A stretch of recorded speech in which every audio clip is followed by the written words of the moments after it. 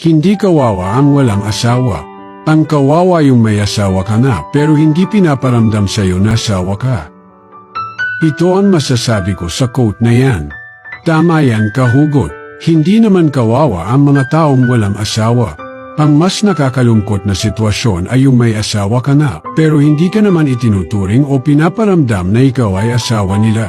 Isipin mo, kahugot, yung iba akala nila kapag ikaw ay walang asawa para bang may kulam sa buhay mo. Pero hindi ba? Hindi naman lahat ng kaligayahan ay nakasalalay sa pagkakaroon ng asawa.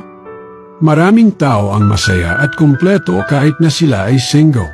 Sa kabilang banda, may mga taong kasal na pero parang hindi naman nila nararamdaman na sila ay bahagi ng isang tunay na relasyon.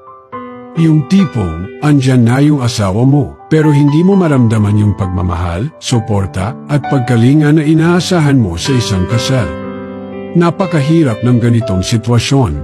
Yung araw-araw, kasama mo ang iyong asawa pero parang hindi ka naman niya nakikita o pinapahalagahan. Para kang invisible sa loob ng sarili mong tahanan. Ang ganitong uri ng relasyon ay nakakasira ng loob. Imbes na maging source ng lakas at inspirasyon, ito pa ang nagiging dahilan ng iyong kalungkutan at pagkabigo. Ang hirap isipin na yung taong pinili mong makasama habang buhay, siya pa yung hindi nagpaparamdam sa iyo ng halaga at pagmamahal. Pero kahugot, hindi ito nangangahulugan na kailangan mong manatili sa ganitong sitwasyon. Mahalaga na malaman mo ang iyong halaga bilang tao at bilang asawa. Hindi mo kailangan magtiis sa isang relasyon na hindi ka masaya o hindi ka pinapahalagahan.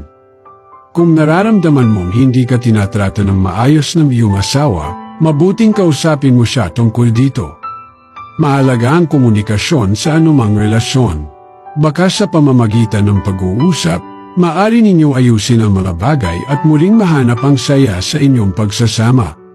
At kung hindi na talaga maayos, huwag kang matakot na gumawa ng mga hakbang para sa iyong sariling kaligayahan. Tandaan, mas mabuti ng mag-isa at masaya kaysa may kasama nga pero hindi ka naman masaya. Kaya kahugot, huwag mong isipin na kawawa ka kung wala kang asawa. Ang mahalaga ay kung paano mo pinapahalagahan at minamahal ang iyong sarili, kasama man o wala ang iba. Salamat sa patuloy na panonood at sana'y meron kang natutunan.